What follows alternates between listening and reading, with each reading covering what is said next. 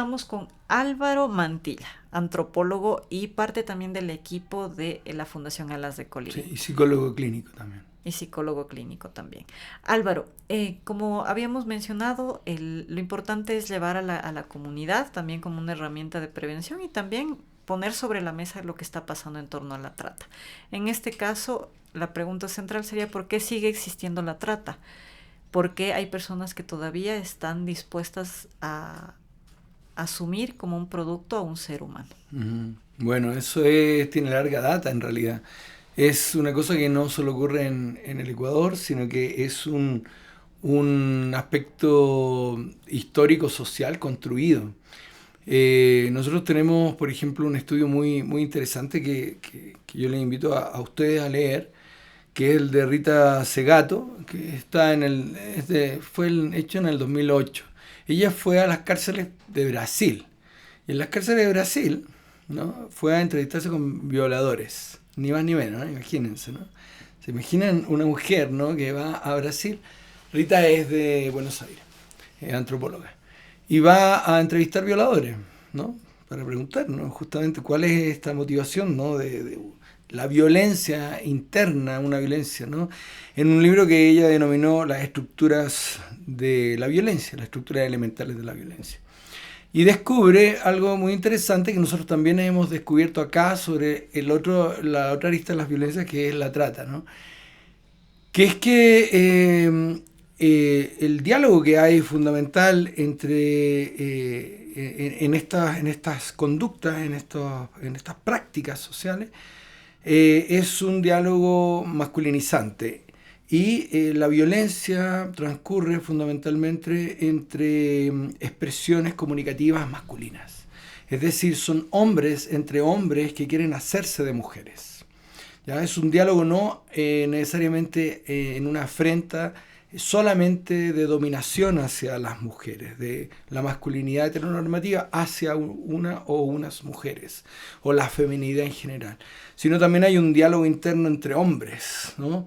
Los hombres dialogamos entre nosotros, ¿no? Y tenemos jerarquías, y tenemos, ¿no? lugares de dominación, y cómo lo demostramos a través del sometimiento hacia las mujeres. Entonces hay una comunicación interna masculina. Eso es una cosa interesante, ¿no? Porque hablamos entonces de una expresividad comunicativa en la violencia. Uno. Luego, también tenemos que estas estructuras de jerarquización están amparadas por una cosa que hay una investigadora que se llama Carol Pateman, que hizo un trabajo bueno, en 1995, que por estos lados se lo publicado mucho después, que habla del contrato sexual. ¿Ah? Entonces hay unas normativas estructurales, ¿no? Que permiten la dominación masculina, ¿no? Es decir, aquí en el Ecuador hasta 1970 la mujer tenía que pedirle permiso al marido para enajenar sus propios bienes, los bienes femeninos. ¿Ah? Y, por ejemplo, acá hay una ley, todavía hay una ley, acá, en donde, por ejemplo, si tú eres madre y vas a inscribir a tu hija o tu hijo, ¿no? En el artículo, creo, 37 del Código Orgánico sobre identidad, sobre filiación e identidad, te exige que tú des prueba de la paternidad, o sea, el padre tiene que estar presente. O sea, tú no puedes decir, mira, fue, no sé, pues, Juan González. ¿Ah? Y yo quiero ponerle González. Y el otro, si no quiere, tiene que demostrar que no es el padre, ¿me entiendes? ¿No? Sino que no, eso no existe. Sino que tú, si está el padre, tú puedes decir, el niñito o la niñita es Juan González. ¿Dónde está el padre? No está. Usted no tiene el derecho a señalar al padre. Como mujer, tú no tienes legalmente el derecho, ¿ya? Entonces, tiene que estar el hombre, ¿no? Y eso es una estructura legal donde las mujeres están sometidas, ¿no? a una dominación masculina, ¿no? Tu voz, ¿no? No tiene el peso que tiene la voz masculina. Ya, legalmente. Y bueno, y psicosocialmente tampoco. Entonces ya vamos viendo que hay una estructura, una red, un enlace, ¿no? Que te va haciendo un terreno no fértil. Además, tenemos que, imagínate, en Occidente, por lo menos, hace ya mucho tiempo que se estructura un comercio en el que los seres humanos también somos objetos, ¿no? De usufructo como máquinas o como productos de una pieza de engrane, de una maquinaria productiva. Entonces, si la estructura económica, ¿no?, de la modernidad es una estructura económica que genera una cosificación del ser humano, hombres y mujeres, ¿no?, por igual, luego esa cosificación del ser humano es mucho más fácil trasladarla a una cosificación de dominio sobre ciertos sujetos que se tornan inferiores, ¿no? Ahí tienes tú todos los procesos de esclavitud, ¿no? Todos los procesos de esclavitud, ¿no?, que vienen desde, qué sé yo, por las expansiones de los imperios, ¿no? El imperio británico, el imperio español, ¿no? Y todo. Estamos hablando ya desde 1492 para adelante, ¿no? Tienes ahí toda esa estructura de que tú puedes esclavizar a un otro porque el otro es inferior. Y entonces luego eso se traspasa bastante fácilmente al cuerpo y al cuerpo entendido como territorio de lo femenino. Las mujeres, ¿no?, son un territorio, ¿no?, político. Los cuerpos de las mujeres son un territorio político. Entonces, por ende, resulta bastante fácil pasar a explotarlas sexualmente, transformarlas en un objeto de placer masculino en la dominación. Pero no solo eso, porque ya Engel hablaba, ¿no?, de la posibilidad de que no había una explotación, si bien del propietario de, por ejemplo, los medios de producción, hacia los obreros, y del obrero hacia la mujer que podía sostenerla al obrero, porque el obrero no podía ser sostenido si no tenía y no llegaba a un lugar donde había comida, donde había la ropa limpia y todo. Entonces había una cadena de violencia de explotación. Así que es un fenómeno que tiene un contexto, un territorio, ¿no? Eso es lo que más o menos podríamos decir. Finalmente te puedo señalar que para quizás hacer el recorrido último en donde se vacía de significado los cuerpos como cuerpos éticos, como expresión de lo humano. Nosotros después del genocidio nazi, ¿no?, tenemos que las fronteras del uso de los cuerpos, del deshacer la estructura de lo humano, se movilizaron, se ampliaron. Estoy pensando en, hay un señor que es un italiano, que es un filósofo, que es Giorgio Agamben, que habla de el Homo sacer, que es un sujeto que se transforma en un hombre para el sacrificio, en un ser humano para el sacrificio. Eso sería Homo sacer, un ser humano que puede ser sacrificado, puede ser asesinado, pero no es delito hacerlo, ¿ya? Y las mujeres, en este caso, las mujeres que son explotadas sexualmente, y las mujeres, por ejemplo, en Ciudad Juárez, las mujeres desmembradas, ¿no?, los cuerpos, la forma de la mutilación que han sufrido, ¿no? Es eso, es un ser humano que puede ser sacrificado, pero ya no es delito, ¿no? Es una desnudez de lo humano, ¿no? Agamben le llama la vida nuda, que sería eso, o sea, el quitarte la humanidad. Yo te puedo quitar la humanidad, por ejemplo, la tortura es una forma de quitarte la humanidad, degradarte. Sobre todo cuando vivimos además en un continuo estado de excepción, ¿ya? ¿Y qué significa vivir en un estado de excepción? Que tus derechos son anulados. Entonces, si hay un poder soberano como el de las pandillas, como el de, por ejemplo, las maras, el de las mafias, ¿no?, quien gobierna te quita tu derecho como persona, como ser humano. Tú no eres un sujeto de derecho. Entonces, ¿tú qué pasas a ser? Simplemente un objeto, una cosa. Álvaro, ahí surge una pregunta que puede parecer bastante obvia, pero me parece profunda, ¿no? Porque, claro, tenemos todo este recorrido histórico, antropológico y En una demás. cápsula. Exactamente, pero ¿qué sigue pasando en ese ser humano que te quita a su vez la humanidad? ¿Qué sigue pasando en su mente, en su contexto, en su accionar?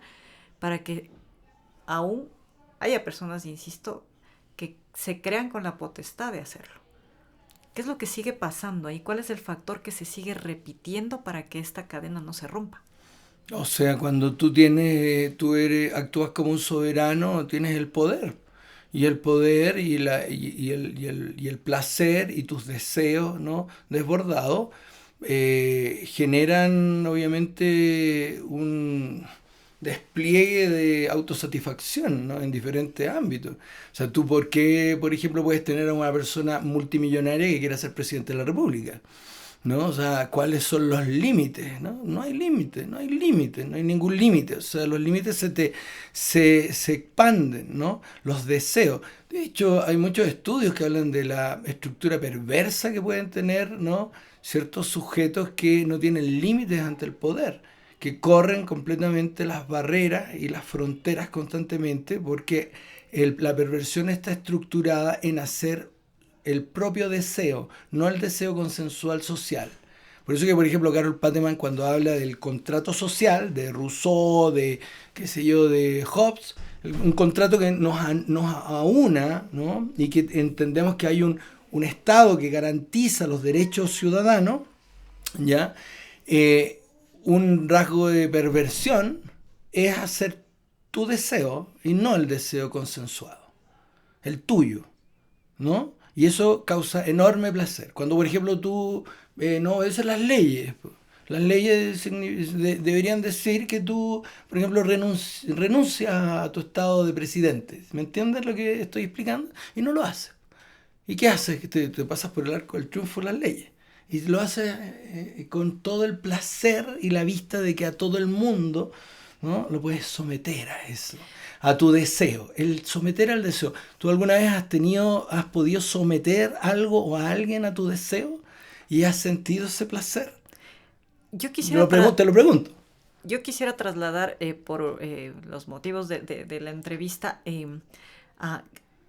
a los casos específicos de la trata, pero ¿no? espérate. A todos nos ha pasado el hecho de no decir, sé, pues te voy pregunto, a violar la ley seca yo he visto incluso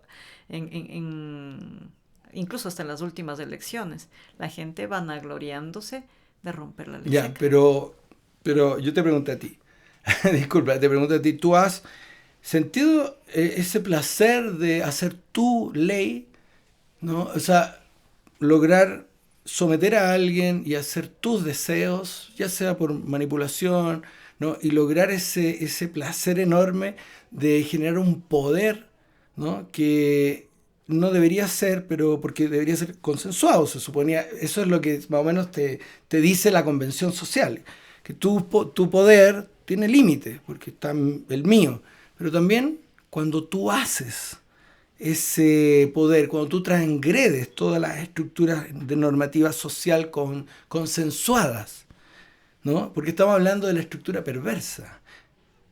O sea, lo que te estoy tratando de explicar es que hay una frontera, ¿no? Psíquica y construida psicosocialmente, que es una frontera en donde tu deseo se impone y se empieza a hacer una especie de norma. Entonces, Claro, para entender eso, yo te llevaba a preguntar si tú lo has sentido. pero ahí me viene una diferenciación porque estamos Ya, a en ver. un extremo, ¿no es cierto? Entonces, se me viene al tú has ejercido poder sobre otra persona para hacer un deseo realidad. Y por eso pongo la figura de los polos. Por un lado puedo decir, no sé, por ahí el ejemplo más trivial que se me viene a la mente. Ejercer el poder sobre tu pareja para decir, hoy comemos ensalada y no comemos lo que tú querías, que es un asado. Correcto. ¿Por qué? Porque, no sé, yo estoy diciendo, es que a mí me gusta más de esto y Ujú. comienzo con la manipulación. Sí. O sea, ahí tenemos un Y extremo. si se te hace constante, si se hace constante, eso empieza a surtir un efecto de placer enorme porque el controlar a otros es extender tus lugares de dominio, tus fronteras. Entonces tenemos ese escenario. Y por el otro que vamos a algo ya que eso puede ser visto también como violento y nos vamos al otro extremo que ya es el tema que nos compete, que es el ejercer violencia sobre otra persona directamente, caer incluso en el delito, en violentar en todos los aspectos de la humanidad de esa persona. Claro, es que no es visto como delito. Es que ahí Sí, pero a lo quizá que voy, hay un problema. Porque, por ejemplo, cuando tú entras a los cárteles, a las mafias, yo estuve trabajando con sicarios y con sí, pero gente... Álvaro, perdóname, hay una interrupción para ¿Sí? para centrar un poquito ¿Vale? a dónde voy. Tenemos estos dos situaciones que en diferente medida podrían parecer similares, pero ¿cuál es la diferenciación de llegar a la manipulación entre, no sé, yo quiero comer esto y no lo otro, a llegar a violentar a una persona como todo lo que implica la trata de Sí, personas? pues, pero ¿Cuál es la eso es lo que te diferenciación ahí? estoy tratando de explicar. Tú lo ves, tú dijiste, bueno, hasta llegar al delito, ¿cierto? Eso fue lo que dijiste. Sí, porque Hasta de llegar alguna al forma delito. es el Pero es que contexto. cuando tú no ves que es un delito, cuando los códigos tuyos son completamente distintos y tú no sientes que es un delito lo que estás haciendo. A ver, contexto. Chicos que están en la Marta Bucarán, en la Lucha de los Pobres, en la Roldós, en la Che Guevara, etcétera, ¿no? Eh, Jóvenes que han estado deprivados toda la vida, ¿no? Gente que no tiene ni alcantarillado, no tiene agua potable, no tiene luz, ¿ah? Educación horrible, pésima, ¿sí? Esa gente, eh, bajo ese contexto, en donde, por ejemplo, los dueños de los territorios, que, por ejemplo, Santo Domingo, los dueños de los que explotan, por ejemplo, la madera, ¿no? A ellos los usan a $15 o hasta $25 el jornal. A veces te toman, a veces no te toman, ellos generan economías alternativas o subalternas que le llamamos, que son apostar en juegos de coabole o qué sé yo, para ganarse un poquito de comida para pasar el día, qué sé yo. Esos jóvenes no van a tener futuros, lo saben. Por más propaganda que tenga un régimen y ponga carteles diciendo los jóvenes son el futuro del país. Porque tú vas al colegio con la tierra y el barro y las salas rotas y sin muebles y los pizarrones y ves la clase de educación que tienen. Entonces los padres y los chicos dicen, ¿sabes qué? Esta gente, o sea, tu futuro no es aquí. Entonces se van a la calle. Y esos chicos en la calle son alguien. Y entonces hay grupos de pandilla en donde te dicen, ¿y tú qué vas a hacer? 13 años, 10 años. Véndete este polvo, véndete el H, véndete la creepy. Ya, entonces te pones a vender. Después tú dices, aquí yo puedo ser alguien. Aquí sí puedo ser alguien. Entonces, si lo haces bien, te suben de categoría y te pueden dar un arma. Y si lo haces bien, tú vas a hacer las vueltas, ¿no? Y asaltar una gasolinera o algo importante, una farmacia. Y tú sabes lo que hace esa gente con la plata. Generalmente van al medio de la pobla y la tiran para el aire. Y te vuelves importante. Esa gente que no va a ser importante se vuelve importante. Por primera vez en la vida un chico de 15 años se puede volver súper importante y puede tener prestigio, puede darte miedo. O sea, la gente pobre en estos lugares, sobre todo los jóvenes, están buscando respeto. Y ese sentido Y, de y pertenencia, no además. entonces no están pensando en que están haciendo un delito. Porque si el Novoa, el Naranjo, el Febres Cordero, el Durán Ballén, el XX han hecho delitos, porque ellos no es que lo sepan, porque no son gente leída, pero intuyen de que todos los millonarios y todos los empresarios roban. ¿Por qué no yo? ¿Por qué no yo? ¿Cuál es el problema? Si todo el mundo lo hace. ¿Cuál es el problema en un lugar que es corrupto por todos lados, por norte, sur, este y oeste? Entonces, ¿cuál es el problema? Yo lo que quiero es hacer mi negocio. Y ellos se declaran empresarios. Cuando tú hablas de trata de personas, de seres humanos y desde tu moral, dices, pero ¿cómo pueden llegar a la ley, a romper la ley, a hacerlo una y otra vez?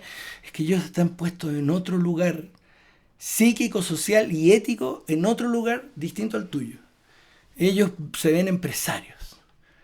Empresarios, por ejemplo, el caso de la luna, de los tipos estos Zambrano.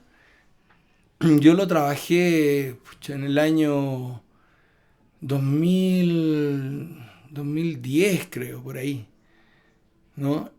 Y los tipos, cuando tú escuchabas por qué hacían lo que hacían, del caso de la luna, era porque eran empresarios. Y qué pena que los otros empresarios, los que están, que hacen las cosas y que tienen todas las influencias y que no los atrapan, ¿no? Pero ellos son empresarios, ellos son considerados empresarios. ¿Tú crees que el Fito, por ejemplo, ¿no? Y toda la gente de los choneros y de los tiquerones y de los X, no se consideran bandidos? Ellos se consideran gente que está dando oportunidades. Porque si el Estado no le da oportunidad a los chicos de la Marta Bucarán, de la lucha de los pobres, del Arrol 2, del Guasmo, etcétera, nosotros sí, pues te dicen. Por eso digo, yo he estado conversando con los sicarios, he estado conversando con coronas de los puntos carentes, de los Latin King. Porque cuando tú vas a hacer trabajo etnográfico tienes que ir a dormir allá, es 3 años, 4 años, o sea, es un trabajo no de que yo voy a hacer una cosa y me voy y ya no te veo. Entonces tú les entiendes, ¿por qué estás haciendo esto? ¿Y cuál alternativa me das? ¿El Estado me da empleo? No te da empleo. ¿Qué te da el Estado? ¿No? Si los ladrones de cuello y corbata están ahí en el Congreso y todo, ¿y por qué yo no? Entonces, cuando se habla de crisis de las instituciones, es eso. Es eso. Las instituciones no dan ninguna alternativa a nadie. Aquí, por lo menos, la gente, cuando tú ves que están robando, tú dices, me estoy perdiendo de algo. Los chicos la tienen re clara. Y en el caso de la trata, pues los seres humanos son los productos. Absolutamente, por lo que te he explicado. O sea, el ser humano en el sistema estructural donde estamos somos producto de un engranaje, que es una máquina productiva. Por ejemplo, tú estás haciendo el podcast, ¿ya? Estás haciendo el podcast, estamos aquí todos, y te dicen, ríndame. Hay una empresa arriba que te dice, tráigame, ¿no? Y tú misma te explotas a ti misma y dices, chuta, tengo que la autoexplotación de Churhan, que está de moda. ¿No? Entonces, chuta, ya voy a explotar, voy a rendir hasta las 2 de la mañana, tenemos que editar la cuestión y todo. ¿Y cuánto te pagan? Bueno, y está de acuerdo al salario. Bueno, me están explotando, yo sé que me están explotando, pero es lo que hay. Es lo que tenemos, el resto de comida. En algún momento pego el palo al gato y salto a la tele, por decirlo algo, ¿no? Y me hago más famoso y tengo ahí. Pero simplemente es eso. Somos máquinas productivas en un aparato productivo. Los estudiantes, los jóvenes. Entonces, cuando tú no entras en el sistema, porque todos estos chicos que estamos hablando, que después se transforman en los grandes narcos, los grandes traficantes de personas, salieron del aparato educativo. O sea, se fueron del aparato educativo. Y de hecho eso es, justo en este mismo espacio abordábamos este tema, esa gran ruptura, esa falta de oportunidades se traduce justamente, y reiterando la frase, en terreno fértil para todos estos otros elementos, para decir, bueno, voy ascendiendo. No voy ascendiendo en ser gerente de una empresa me estoy inventando de zapatos. Estoy siendo gerente de una empresa. Es que nunca vas a ser el gerente de una empresa de zapatos. Ajá, estoy siendo el gerente a mi modo de este otro tipo de y me hago famoso y tengo dinero y hago lo mismo que hacen los que sí aparecen en la televisión, ¿no? Con la diferencia es que, claro, yo estoy fuera de la ley, ¿no? Pero ¿quién marca la ley? Se preguntan. ¿Quién marca lo legal y lo ilegal? Los que tienen el poder. Entonces ellos intuitivamente saben que quienes arman lo legal y lo ilegal, ¿no? Son las mismas personas que lo rompen, pero como ellos están en la estructura de poder, no les pasa nada. Yes. Entonces eso... Sí, en el caso de la trata con fines de explotación sexual, después de todo este contexto se intuye la respuesta, pero ¿cuál es el elemento, si cabe, evidentemente, extra? Porque claro, puedo tener la explotación de que reúno a me estoy inventando 5 muchachitos del barrio y los pongo a robar, los pongo a distribuir, los pongo a dejar los panfletos para el tema de la extorsión. ¿Cuál es el elemento ahí extra o quizá diferenciador cuando ya se trata de explotación o trata con fines de explotación sexual?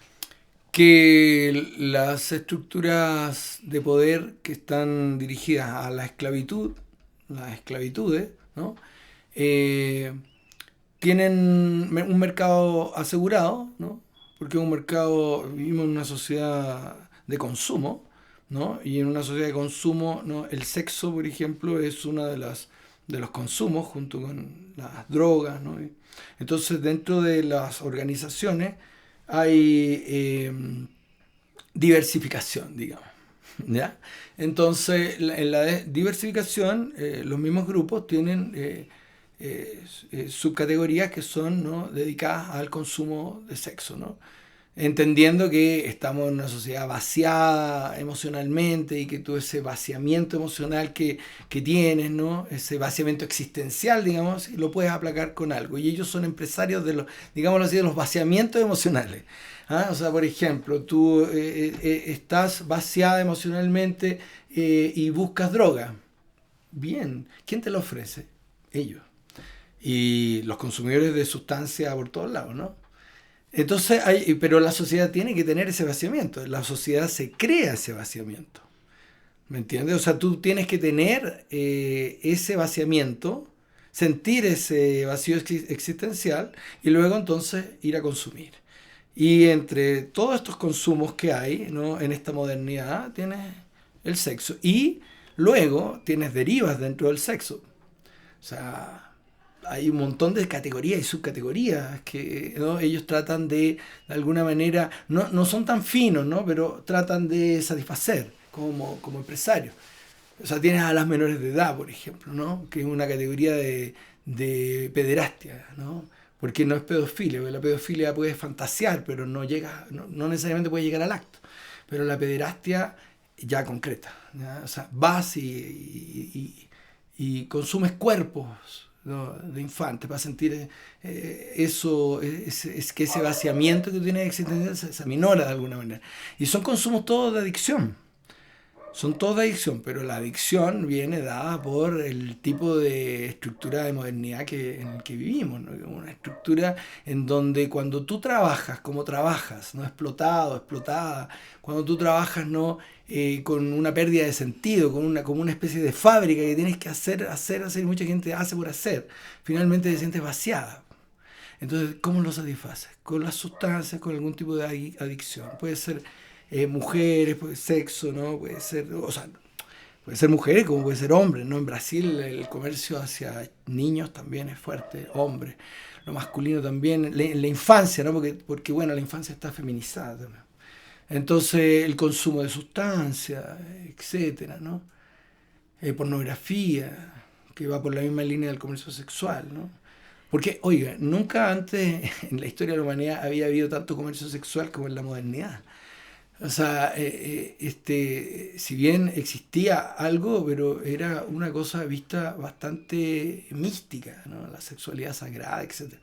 Cuando viene la modernidad, del siglo XV para adelante, toda la estructura societal se transforma y la sexualidad se transforma una vez más en esa adicción, ¿no?, para saciar ese vaciamiento existencial. Qué importante ese elemento y quizá sumamente diferenciador en esta línea temática, ¿no? Porque uno se preguntaría de dónde viene, cuál es el origen de ser parte de esta cadena. Porque claro, por un lado está esta explicación tan valiosa sobre por qué me convierto en empresario de personas, ¿no? Donde donde las personas son el producto. Sí, o esclavizante, ¿no? Sí, ajá. Y por el otro lado uno diría, está el que va al centro de tolerancia y dice, bueno, pero es que yo no estoy siendo parte de esa mafia porque solo vengo de vez en cuando y pago por una relación supuestamente consensuada. Claro. Pero estoy siendo parte de. Sí, pues bueno, lo que pasa es que obviamente la estructura de comercio subalterno no van a querer impactar al prostituidor con una idea de que es parte de la cadena de explotación y de abuso, ¿no?, y de violencia. Entonces, porque si no, o sea, tú tienes que aminorar como empresario la responsabilidad, tienes que aminorar la culpa, ¿no?, y hacer justamente que el consumo sea un consumo banal, ¿no? De hecho, por ejemplo, cuando yo he entrevistado a dueños de nightclub y de prostíbulos, qué sé yo, de hecho tienen una organización, tienen una asociación, ¿no? Es interesante eso. Y mira qué interesante eso, porque para que veas que se mueven en una delgada línea. Estos dueños de prostíbulos tienen organización, hablan con el alcalde y de hecho su postura, ellos están dándole oportunidades a las mujeres, por ejemplo. ¿Ya? Y cuando tú haces las entrevistas a las personas, ellos te dicen, nosotros hacemos un bien social. Entonces uno dice, ¿cómo así? ¿Cómo así tú haces un bien social, ¿no? El dueño del nightclub o del prostíbulo. Pues bien, porque si no vienen acá los hombres, lo que harían sería estar desatados en la ciudad, violentando a mujeres.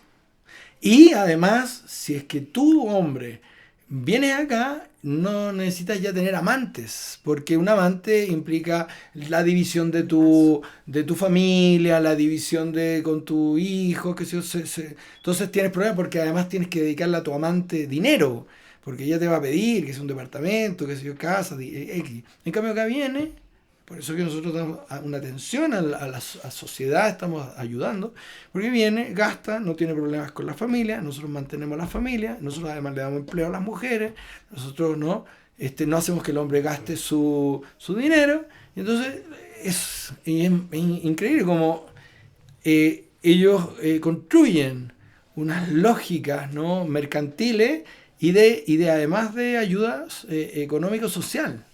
Interesante. Se me viene la expresión que creo que salió en este mismo espacio. Se encargan de blanquear la situación, de sí, limpiar puede culpas. ser.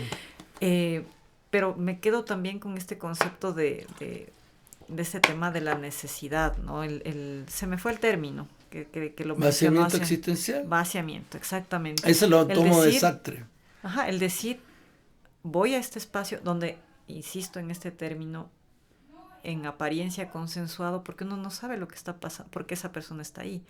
Quizá por todo lo que ya ha descrito usted, pero también puede estar siendo forzada a estar en ese lugar. O sea, en esencia siempre va a estar forzada, sea por un elemento o por otro.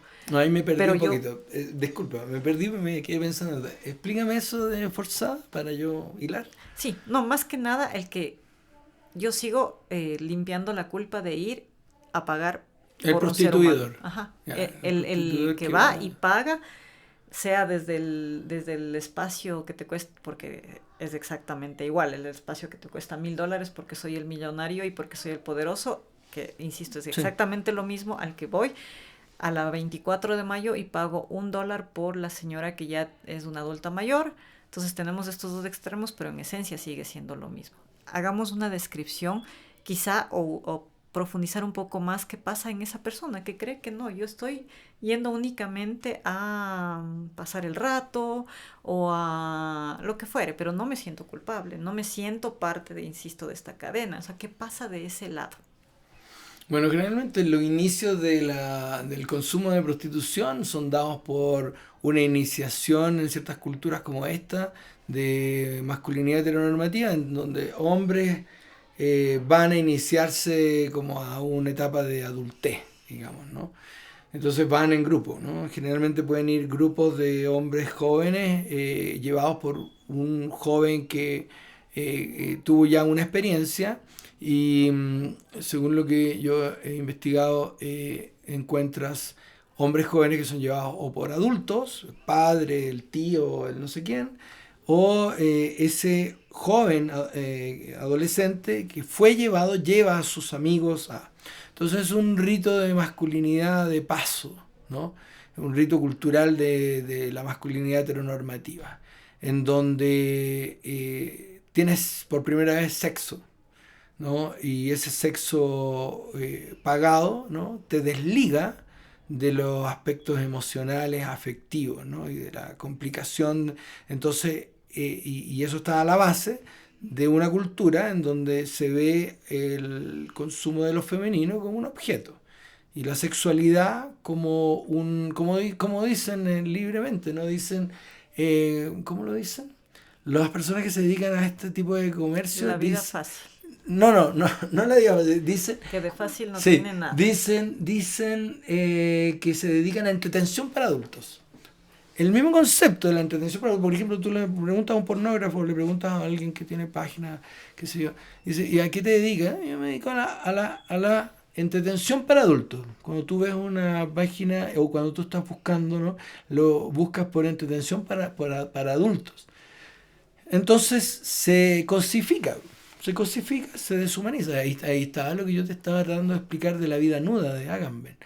De esa vida en donde ya lo humano no es humano, es una cosa. Es una cosa, yo tengo sed, me voy a tomar agua. Tomo el agua. ¿Cuál es el problema? Yo la tomo, ¿cuál es mi culpa? Yo no tengo culpa. Se me viene a la mente... Entonces, pero sigamos con la idea. Un ser humano cosificado, ¿no? Porque es la industria del sexo. Po. Hay un libro que les recomiendo que se llama La industria de la vagina. Es muy bueno. Es eso, es una industria del sexo. Porque ya no existe, no son seres humanos en el sentido estricto. Pero fíjense que voy a ser crítico en esto, porque los obreros tampoco.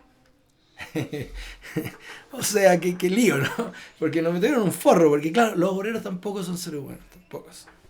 ¿Cachai? Tampoco son seres humanos. Entonces ya, y ahora entonces pasamos a la cuestión de que las mujeres son parte de esta instrumentalización de objetos, vaciadas de algo. Y ellas, cuando tú las entrevistas, también, porque también están cosificadas, porque esta cuestión es dialéctica. Son cosificadas. Entonces, cuando tú les preguntas, por ejemplo, y dice, cuando yo me ocupo, ¿no? Sí, por ejemplo, ¿no? Yo me desocupo o yo me ocupo. Ellas son tan objeto en su trabajo, en el laburo de cosificación, que se tienden y lo único que están esperando es que el otro, fíjense, termine de usarlas, ¿no? Y entonces, una vez que... y cuando tú las entrevistas a fondo, ellas muchas veces te relatan, y es por eso que me interesa escuchar, ¿no? Los contenidos que ustedes han ido grabando, ellas muchas veces hablan y dicen que cuando están sus cuerpos tendidos o acuclillados, qué sé yo, están pensando en la comida, en sus hijos, en pagar la renta. Están vaciadas, es un cuerpo, su psiquis está en otro lugar. O se traslada, y eso fue algo que me llamó la atención hoy, se traslada la culpa. O se traslada sí puede ser la culpa, o no sé si la normalización, o cuál sea el término ahí adecuado, porque cuando conversábamos en el proceso con Manu, en una de las preguntas ella decía, para que haya personas que les protejan a los niños cuando ellos cambien, o a las chicas cuando ellas cambien. O sea, lo primero que se vino ahí a la mente es que ella se siente culpable, en lugar de decir, me hicieron todo esto, o fui víctima de todo esto, o estuve en este lugar por que no se respetó, lo que fuere. Cuéntame un poco para entender. Entonces, es un poco la idea de que pero, yo fui... sí, cuéntame el contexto. Es que no pude profundizar porque parte del compromiso acá es que no ahondemos en esas sí, historias. Hay una idea. No nosotros, sino no ahondemos la historia con las chicas. Para no yo no podía... y exacto. Todo el tema. No puedo ir pero más ¿cómo allá. fue entonces? O sea, la niña, tú le hiciste una pregunta.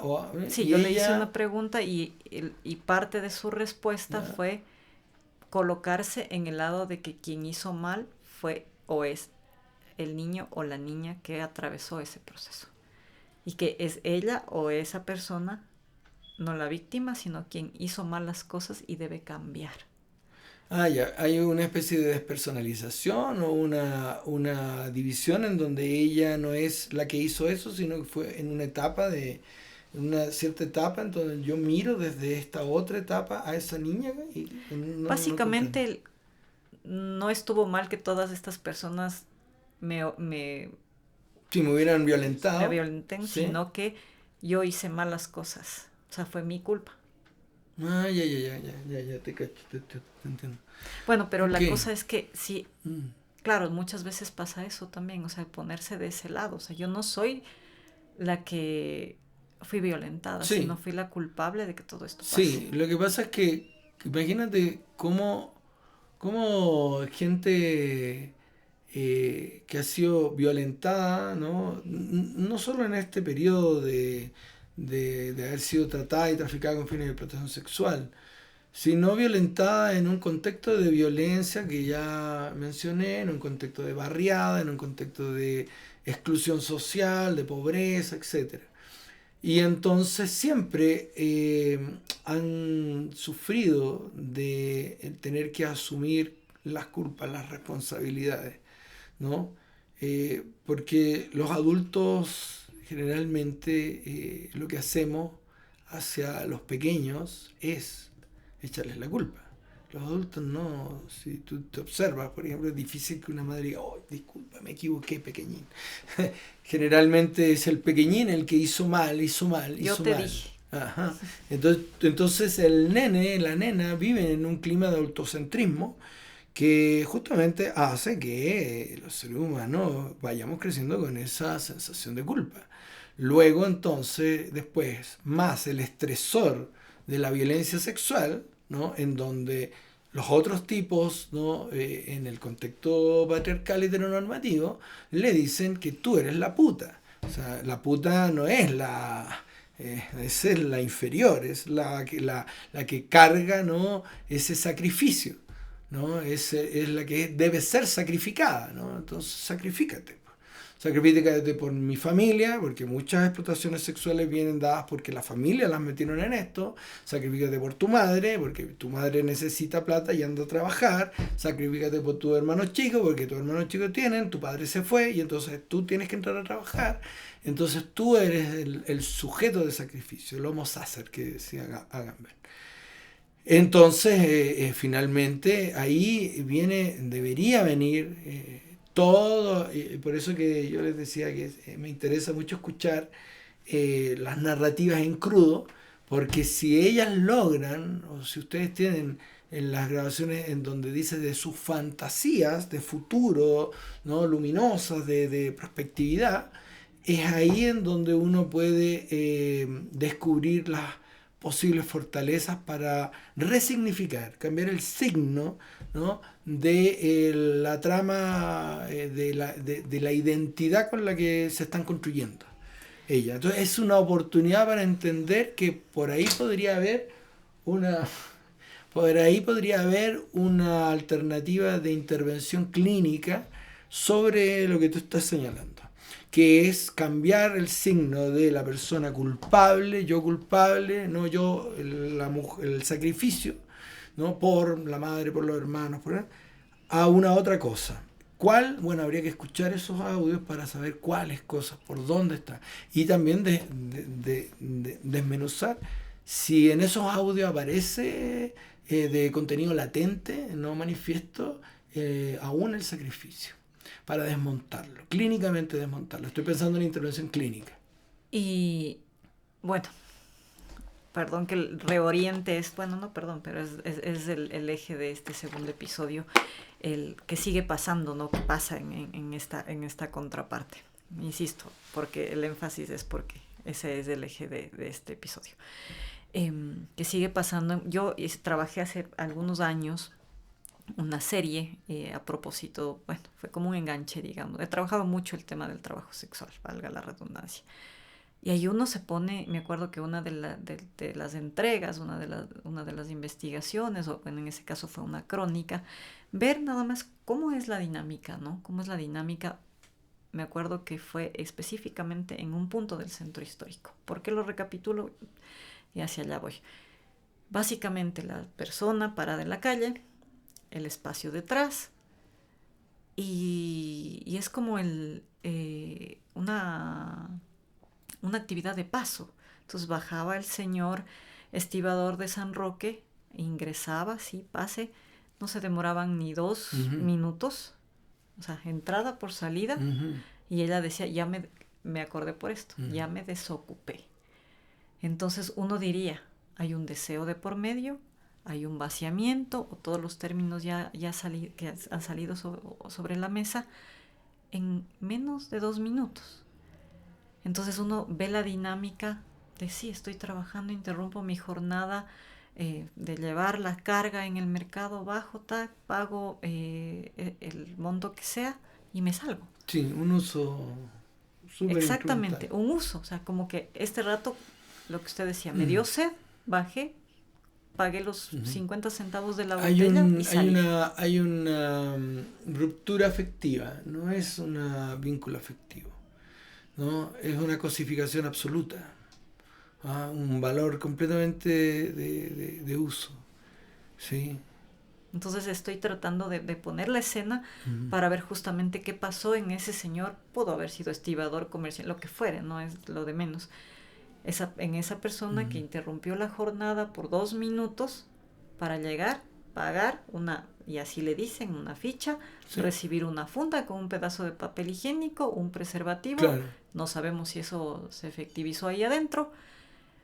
2 minutos y me voy con mi soguita al Ujú. hombro y subo al mercado nuevamente. Y así, y esta persona, yo decía, no sé, capaz estoy poniendo términos ahí muy, muy quizás superficiales, no sé si es la persona que todo era muy bonita, obviamente la chica y demás, no sé si ella era así como la más buscada, la más cotizada, pero en el tiempo en que yo estuve ahí, a pesar de que había otras mujeres, pues era ella y uno tras Mm. otro, tras Ah, otro, pero no tras es un otro. elemento menor, pues esa descripción que hace es un detalle Ajá, entonces importante. es como esa escena de que nos puede remitir a ver qué pasa, o sea, y bien después vino, yo me acuerdo, se bajó el señor del taxi, chum, entró, igual, Mm. minutos y por las mismas. Ok, Entonces, ¿qué pasa en esa persona que interrumpe? Estoy poniendo la escena porque no tengo sí, los claro, elementos como para está ir a bien. fondo, ¿no es cierto? Decir, bueno, me bajo, chin, voy con la persona, salgo, me Claro. demoro 2 minutos, bajo del mercado, salgo, entro, y así, Mm. uno tras otro, tras otro. Claro, pero el elemento ese que tú dices, Ana, es importante porque hay una construcción de imagineros, ¿no? Que es que, porque, o sea, van con esas chicas y no con otras, no es una cosa banal, hay una construcción del deseo masculino, ¿no? Bueno, hay los imagineros, estoy pensando en una antropóloga que anduvo por acá en Ecuador hace mucho, que es la Blanca Muratorio, que hizo su recorrido en Canadá. Y ella hablaba de los imagineros como constructores por decirlo así, de los imaginarios, en este caso masculinos, en donde hay medios de comunicación, donde hay publicidad, etcétera, etcétera, que te van diciendo cuál es tu deseo. Te van formateando el deseo, ¿no? Es como el algoritmo, es previo al algoritmo, ¿no? Pero lo que, por ejemplo, tú tenías desde pequeñita de cuáles eran las imágenes que te llegaban en el cine, en la televisión, y tú fuiste construyéndote imágenes de lo femenino, de lo masculino, y de lo deseable y lo no deseable, ¿no? Que en definitiva son como las construcciones muy inconscientes de cómo se va moldeando tu deseo, ¿no? Tú no te lo sabes, ¿no? Porque ¿por qué deseas un tipo de chica o un tipo de chico, ¿no? ¿Por qué? O sea, no puede decir, es una cosa construida, no es innata, es psicosocial, pero es tan profunda que no lo sé. Entonces hay una construcción. Y por ejemplo, el tema, por ejemplo, de la trata y explotación sexual, todo el rato lo usa. La pornografía lo ha usado todo el rato. O sea, esos cuerpos estereotipados, ¿no? Que en un momento eran de tal. Oye, en 1890 eran las con corsé súper apretados y no, ¿no? Una construcción del deseo masculino constante, ¿no? Eh, pre, valga la redundancia, prehecha, ¿no? Para los mercados. Y entonces esa chica debe cumplir los cánones de fantasía, ¿no? De lo masculino para todo ese grupo de hombres que tuviste que entraban y salían y entraban y salían, ¿no? Y solamente para hacer un alcance regional. Eh, Cuando hago los trabajos y veo, por ejemplo, y escucho a los hombres que trabajan que administran o que son dueños de los prostíbulos en el club, de repente me dicen, sí, es que las costeñas son más.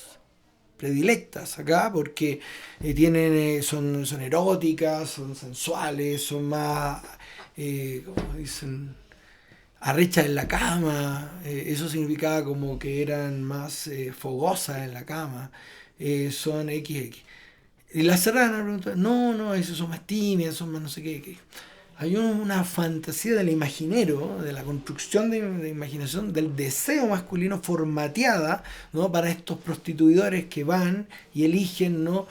Modelos de consumo.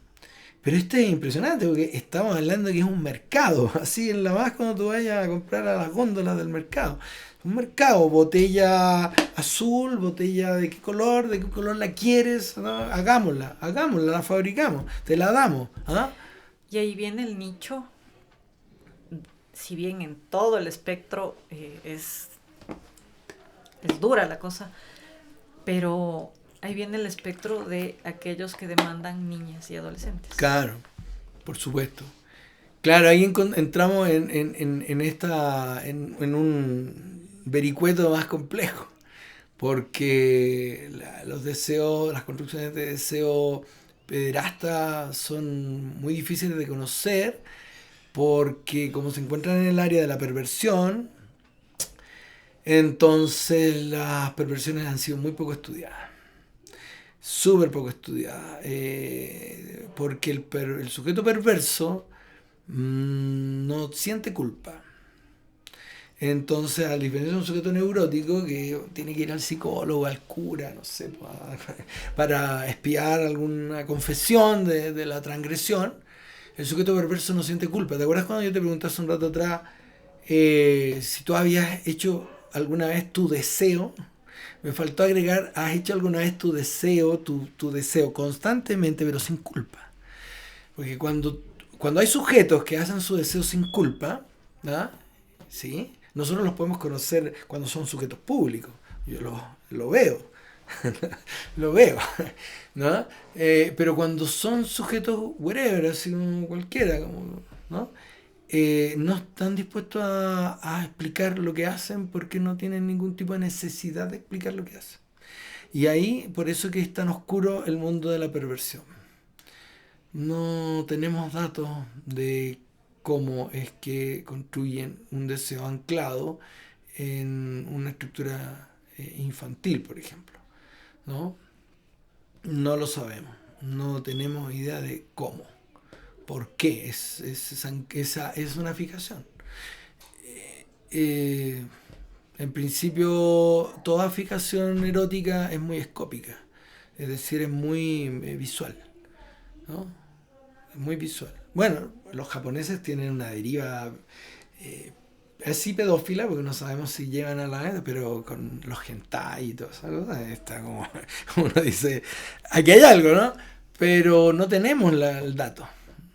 Yo no he intentado acceder a entrevistas de ese tipo, de ese orden, pero no tengo. Nadie me podría explicar. Y sigue siendo una pregunta que nos queda ahí con una respuesta inconclusa, ¿no? Porque justamente uno diría el perfil. De Claro. hecho, parte de la premisa cuando empezamos este segundo recorrido era el perfil. Pero ¿hasta dónde puedes explicar el perfil? Y aquí tenemos parte de esa respuesta, ¿no? Sí, Que todavía nos faltan elementos. hay una idea de que hay una deriva en común, que todo el perfil de los sujetos perversos, que se les conoce como los psicópatas, ¿no? Así como en términos, tienen una infancia en donde un trauma que puede ser de la sexualidad, del abuso, están presentes. Pero los sujetos prostituidores que consumen menores de edad no es la misma deriva, porque son sujetos que transgreden el consenso social de la moral social, en donde tú no vas a ingresar con personas que no tengan capacidades cognitivas, desarrollo cognitivo, psicosocial, pero su transgresión no los lleva a las perversiones violentas, por ejemplo. No llega allá. Llega a transgredir por un deseo, ¿no? Que algunas veces yo he detectado que en las narrativas de las personas que he entrevistado me hablan de la juventud, de recobrar cosas como en el imaginario y en el simbólico. La juventud, de robar la juventud, o sea, un viejo que se mete con una nena de, no sé, 15 años, es como absorber la juventud de esa nena, ¿no? ¿Sí? Como entrar como en un espacio de más vida, ¿no? De obtener más vida, ¿no? Son espacios simbólicos que los obtienes escuchando las narrativas. No son gente que está buscando violentar a esas mujeres en ese sentido de agresión o de como un psicópata, ¿no? Como una perversión mayor. Es una perversión, ¿cómo podríamos llamarlo, no? Moderada tal vez, o una perversión que se mantiene en un límite en donde solamente quieren capturar esas estructuras imaginarias y simbólicas. Es difícil, hay re poco estudio al respecto, como te digo. Eh, eso es lo que te podría decir con respecto a ese tipo de consumo. Un consumo que tiene que ver con absorber algo que no se tiene, ¿no? Bueno, en general, todo deseo es deseo de algo que no se tiene. Entonces, no. Entonces tú deseas lo que no tienes, ¿no? Por eso las canciones son de amor, porque el mundo no tiene amor. Entonces, escucho, te amo por todos lados, todo el mundo ama, ¿no? Pero nadie ama en realidad, no hay eso. Claro, y bueno, aquí en esta entrevista se ha abierto un abanico de ejes de una misma temática, porque también se me viene a la mente la misma persona que describí hace unos minutos, porque en esencia vamos al paradigma, vamos al estereotipo, a todo lo que hemos descrito, y uno diría, claro, el señor estibador, bajo ese estereotipo de persona humilde, que no tiene los estándares de belleza, de lo que fuere. Claro, en principio no podría acceder a una relación en otro contexto con una persona de las características de la trabajadora sexual, bueno, que es como se las denomina. Entonces a mí me vienen muchísimas preguntas de ahí, ¿no? Porque claro, este señor en principio no podría tener una relación con esta chica, acceder a una relación con y esta chica. Y al revés, la chica no podría negarse a que el tipo ingrese, ¿no? A usarla.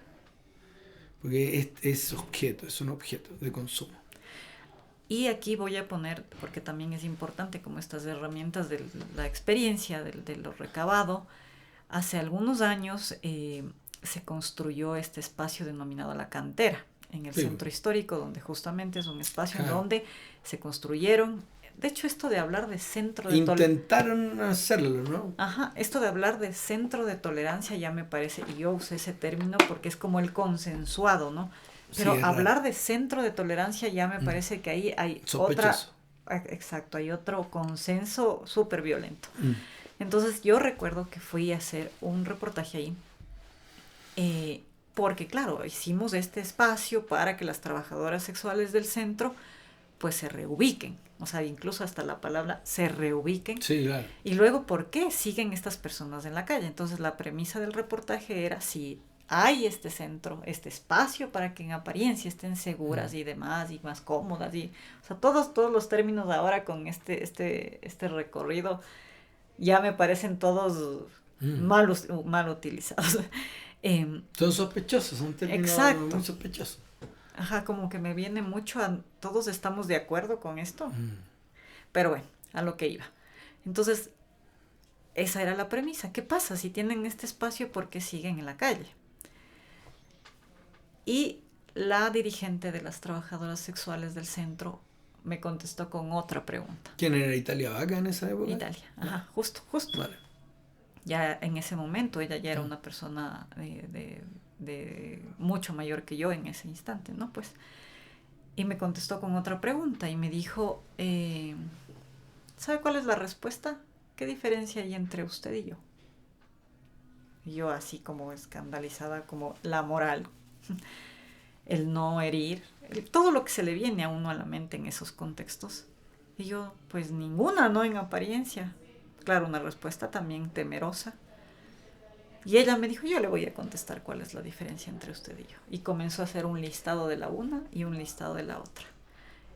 Y me dijo, si yo a usted la coloco en tal lugar, me dio nombres y todo, usted podría ganar tanto, 1000 y pico ya en ese entonces. Hablo de hace más de 15 años. Yo me quedé así y ella me dijo, esta es mi lista, yo soy así, asado, cocinado, ta, ta, ta, ta, ta, ta, ta, ta, ta. Una persona con estas por una persona con estas características, la gente no paga tanto. ¿Y qué les queda a estas personas? Seguir en la calle. Esa fue su respuesta. Entonces ahí vemos también otra construcción, ¿no? Entonces, claro, como ya tengo cierta edad, o sea, no puedo, incluso ahí hay otra forma de violencia, ¿no? Decir, bueno, sigo ofreciendo el mismo servicio, pero ya no soy tan, y la señora lo dijo, tan valiosa, tan joven, claro, tan guapa, tan esto, tan lo otro, y por eso no, casi que no merezco un espacio en este centro. Uh-huh. Entonces ahí tenemos otro elemento. Y claro, la gente no va a entrar, el consumidor, explotador, la persona que paga por un ser humano, no va a venir a este espacio para pagar por esta lista. Por esta sí. Uh-huh. Entonces sí fue así como duro. O sea, sí, me imagino que el tema de intentaron hacer eso. Yo me acuerdo que desde Paco Moncayo que estaban intentando hacer la movida de llevarlas para allá. Claro, pero es esta descripción que también resulta escalofriante, ¿no? Decir, incluso en este trabajo que ya de por sí, bueno, no trabajo, en estas circunstancias, que ya de por sí son violentas y demás, además tienes estas subdivisiones. Sí, claro. Es que el trabajo sexual en Latinoamérica, por lo menos, parte del tema, y en los países que fueron colonizados, parte del tema de una violencia estructural de exclusión. Porque las mujeres se dedican a esto como una estrategia de supervivencia, no por una opción libre, como podría llegar a pasar en algunas partes en Europa, que hay algunas organizaciones que promueven, ¿no?, la libertad de opción del trabajo sexual. Pero claro, estamos hablando de una centralidad mundo europea completamente distinta, ¿no?, a las sociedades latinoamericanas o africanas o asiáticas colonizadas, en donde la opción del trabajo sexual es, entre comillas, ¿no?, opción, es una deriva de múltiples exclusiones educativas, sanitarias, sociales, ¿no?, geográficas, ¿no? Entonces, no es una cosa que aquí la gente opte, ¿no?, diga yo voy a desarrollarme, ¿no?, con esto. Es lo que queda, ¿no? Lo que queda bajo un régimen en donde la alternativa es usar a las mujeres como objeto. Entonces es de alguna manera seguir el juego, ¿no? Se sigue el juego a la estructura patriarcal. Es como una especie también una especie de resignificación, en el sentido de que yo sé que no soy un objeto, pero finalmente voy a jugar al juego de serlo porque necesito darle de comer a mi hija, a mi hijo, necesito para mi tratamiento de salud, necesito XX. Y por eso que es esto parte de una violencia estructural. Es tan amplio el tema porque uno ahí iría también a, bueno, sí, necesito suplir esas necesidades y por todo este contexto, entre comillas, es más fácil este camino que me invento, no sé, ir y buscar, que además que no es así de sencillo, ¿no?, otra plaza laboral. Lo que pasa es que estas personas, como vienen de exclusiones territoriales profundas, históricos sociales, de familias que ya han sido excluidas, no cuentan con las herramientas suficientes para ingresar a otros espacios laborales. Porque si pudieran hacerlo, lo harían. Pero es cuando yo te digo cómo son los lugares, por eso te decía la Roldós, la Marta Bucarán, la lucha de los pobres, la, qué sé yo, Che Guevara, la Juan Eulogio, etcétera, allá en Santo Domingo.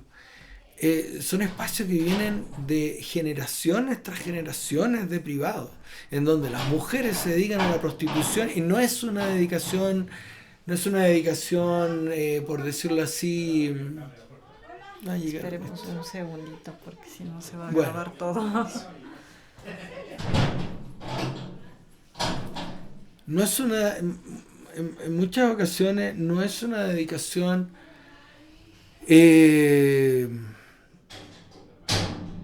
una dedicación constante. Las mujeres en los lugares como los que nombré entran y salen del comercio sexual.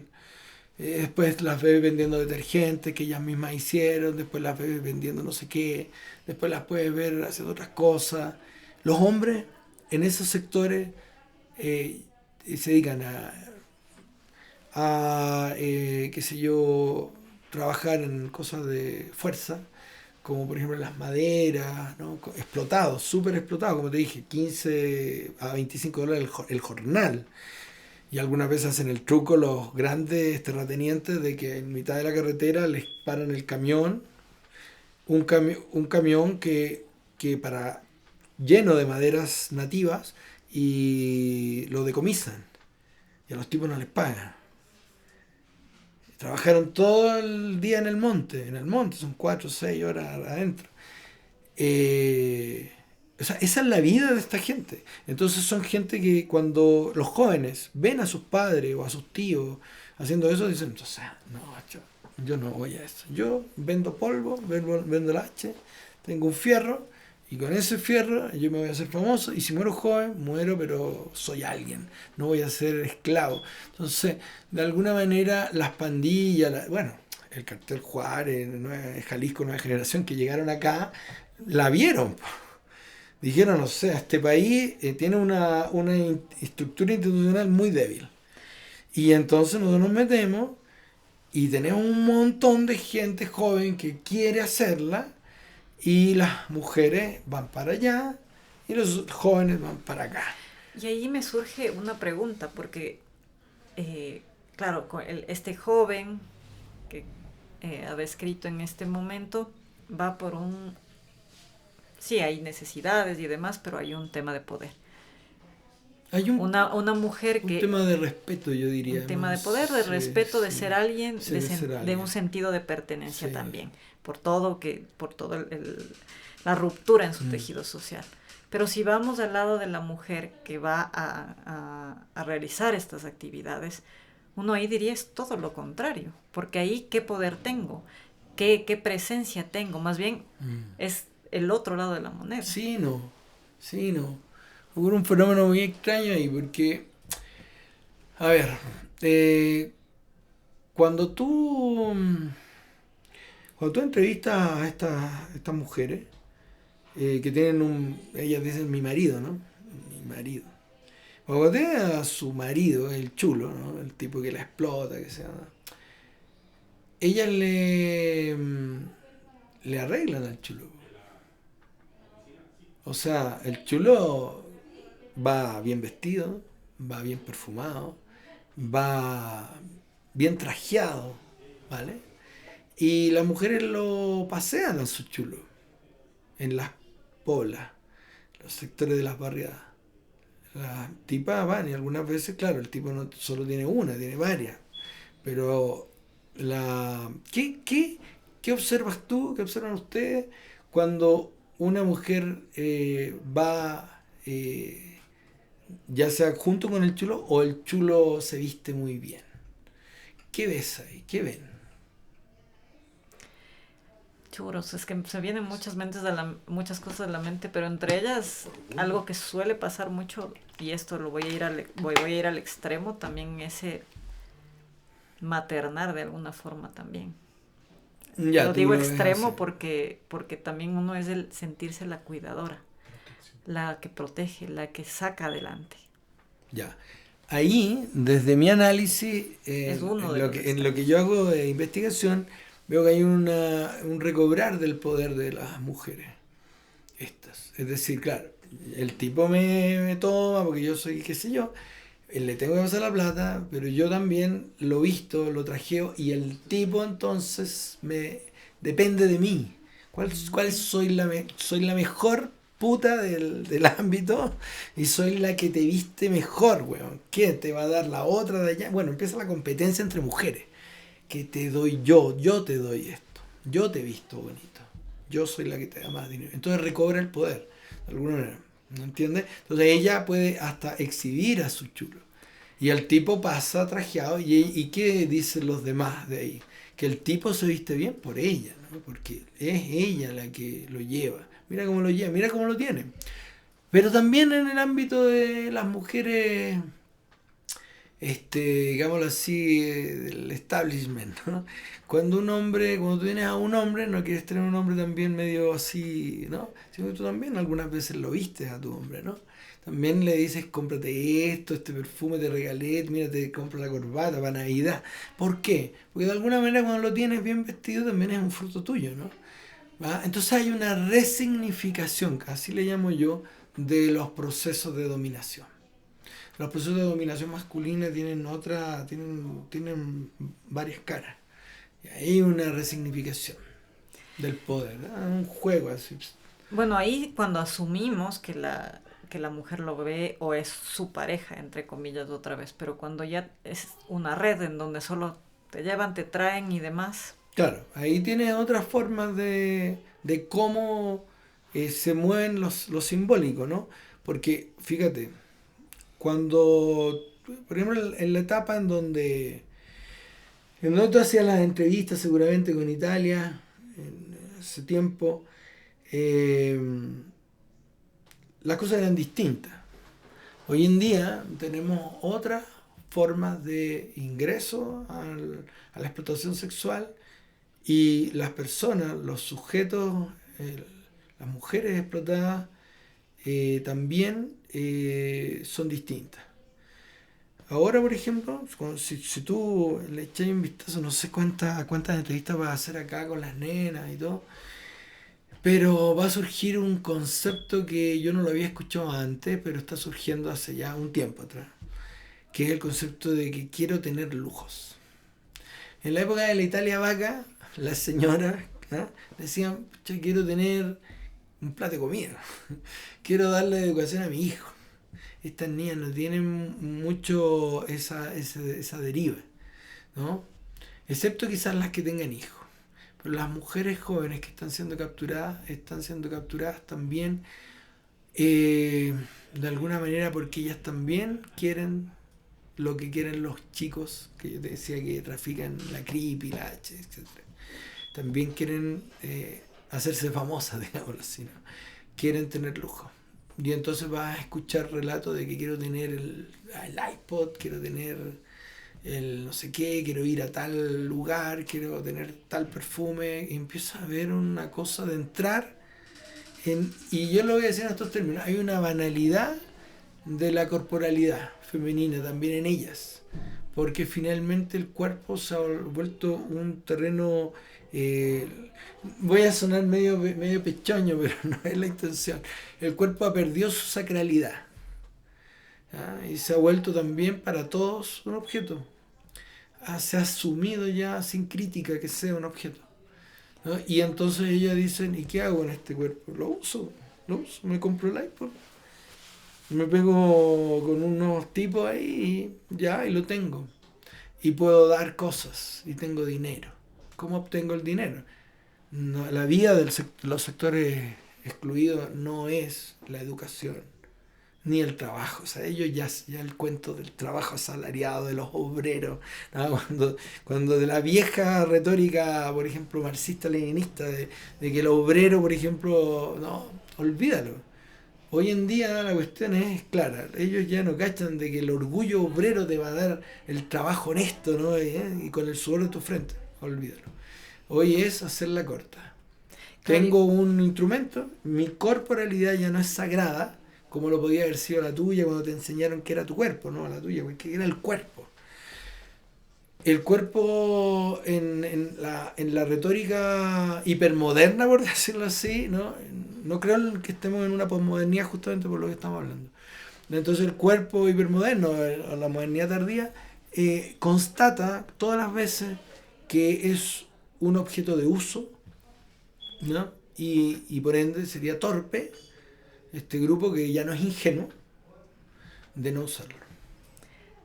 Pero está el otro extremo, que es muchos de los casos que también vemos acá, ¿no? Que Del han engaño y sido todo. engañadas, forzadas. Bueno, Sí, siempre va a haber un tema de violencia, pero me refiero a forzadas con el hecho de sí o sí, no hay este elemento de quiero ser poderosa, quiero ser famosa, sí, quiero tener la plata, sino es como sí y no no. hay otra Yo opción. ahí, yo ahí me gusta escuchar el caso particular de cada una. Habría que escuchar ahí. Porque algunas veces te cuentan el cuento y después cuando escuchas bien es que sí había algo de que querían salir y que después, claro, si fueron engañadas. Y sí se ven en una cosa que no pensaban ni siquiera por aquí toparse. ¿De qué tipo de esclavitud? ¿A dónde se estaban metiendo? Pero también uno escucha cuando escucha con atención y aparecen esos elementos de que me quería ir de la casa, de que me fui con una amiga y la amiga me ofreció y entonces nada, ahí hay algo. Pero no digo que no, no digo que no exista el rapto, el clásico rapto. Pero sí hay que escuchar, digo porque en estos tiempos aparecen esos elementos que son nuevos. Para mí son nuevos. Cuando empiezo a escuchar y vengo acá y empiezo a escuchar esas narrativas, cuando empiezo a escuchar esas narrativas me he sorprendido porque aparece, es una arista nueva de esta, ¿no? Entonces está la clásica del rapto del cual nosotros estaríamos acostumbrados quizás hace años atrás, que era eso. Estoy pensando a principios del 2000 y para atrás, ¿ya? Por ejemplo, las narraciones del caso de la Luna a mí me llamaron mucho la atención. Recuerdo eso porque fue un caso muy inaugural porque teníamos mucho en esa época los testimonios de las chicas, ¿no? O sea, no existía todavía la idea de la revictimización, entonces las podíamos escuchar en su crudeza, ¿no? Entonces el testimonio era que ellas habían sido capturadas por un chico que llegaba a los entornos del colegio, ¿no? Claro, el tipo con la moto, un tipo joven, guapo, que las invitaba a tomar heladito. Todo muy piola, ¿no? Luego, eh, habían sido embaucadas por este tipo y algunas habían sido embarazadas. Y luego habían sido llevadas a un hotel, ¿no? En una aventura. Y entonces la confesión era que él trabajaba en temáticas narco y le habían robado la merca y entonces tenía que responder porque si no lo iban a matar. Y la chica enamorada de él, ¿no? Y bueno, y la chica eh, llena de joyas, llena de ropa cara, niñas que nunca habían tenido nada. Y entonces el tipo las lleva a diferentes nightclubs y les dice que van a trabajar de camarera y son violentadas sexualmente, son violadas. Y entonces, ante la estructura en la que vivimos, le dice a las diferentes chicas, es la misma narrativa para todas en el caso, que él queda impactado por lo mancillada que queda ella, ¿no? Y entonces la rechaza, ella pide que no lo rechace y él le dice, pero es que ya estás sucia, ¿no? ¿Entiendes? Entonces, y tienes que, o tienes que seguir en esto, yo te podría aceptar, pero ya está ahí, pero con la condición que sigas en esto, ¿no? Y entonces, si tú sigues aquí, yo podría seguir contigo, ¿no? Como novio, ¿no? Y cuidarte y ser tu pareja. Era el modus operandi que tenían, ¿no? El tipo pertenece a la punto 40 y era el modus operandi que tenía todo el rato. Pero, y aquí viene un giro, cuando entrevistábamos a los padres de alguna manera apoyaban. ¿Qué apoyaban? Apoyaban que ella saliera con este chico, porque el chico le daba cosas también a los padres. Y la chica llegaba con las cosas que le daban, o sea, el reloj, el X, ¿no? Entonces había ahí una persuasión de gente madura, los padres, de saber más o menos en dónde se estaba metiendo la nena, dónde podría ir esto. Estamos hablando de gente que ya había estas cosas, no es primera vez que las ven, ¿me entiendes? Entonces ahí tú dices, aquí hay algo, ¿no? Hay una sospecha de que hay una especie de complicidad consciente o inconsciente, no lo sé. Como se diría acá, me hago de la vista gorda. Claro, porque me llegan con cosas, la nena, bueno, anda con él, ¿por qué anda? ¿No? Entonces, bueno, vaya porque trae cosas, ¿no? Y ella empezó a tener lujo. Y luego viene la historia de la violencia y todo, que en definitiva queda capturada, ya atrapada y en una cosa sin salida, ¿no? Pero ahí hay algo, ¿no? Si te fijas, si lo ves con una distancia, no es solamente que la capturan así como de la noche a la mañana. Hay un proceso, hay una persuasión, ¿no? Y una reconfiguración también. Sí, empieza a haber algo también de que si estás, por ejemplo, no sé, no tenía celular, no tienes la chaqueta X, no tienes los aros, pero ahora ya vas teniendo. Entonces la persona se va, de alguna manera, nosotros en Chile le llamamos adobando, te vas adobando, ¿no? Se te va persuadiendo, se te va seduciendo, hasta que viene el golpe en donde tú quieres salir, porque se declara la violencia manifiesta, ¿no? Y no puedes. Pero es ahí donde salta la aguja, ¿no? En donde ahí es donde ya tú dices, estoy capturada, pero antes iba bien la cosa. Entonces, desde un principio, las formas de captura son por un sistema de estructura de diferentes tipos de violencia, en donde igual, si ustedes lo ven, o por lo menos yo lo veo así, se cosifica. Era un instrumento, tanto para la familia como para el chico. Para ambos la chica es un buen objeto que me lleva cosas, me trae cosas. ¿Ya? No encuentro familia ética, así digámoslo, lamentablemente, que digo, no, a ver. Usted no me trae nada, usted no acepta nada, ¿no? Su cuerpo es, no sé, sagrado, usted se va a juntar con él, ¿no? Se va aceptando el juego. Y finalmente el concepto de estar vaciados no se llena nunca, de ninguno de los lados, bueno. Porque también si vamos a la misma escena del señor del mercado, la señora, finalmente ya como ese explotador, cliente, etcétera, tampoco es que estás llenando nada, ¿no? Porque tienes el objeto, tienes esta cosificación, el acceder a algo que no podrías, todo lo descrito. Pero ¿hasta dónde voy a llenar algo en 2 minutos, no? Cuando esta persona solo... O sea, eso es un instante en donde no hay un vínculo, donde no hay ni siquiera una resignificación de nada. Entonces, en definitiva, todos perdemos.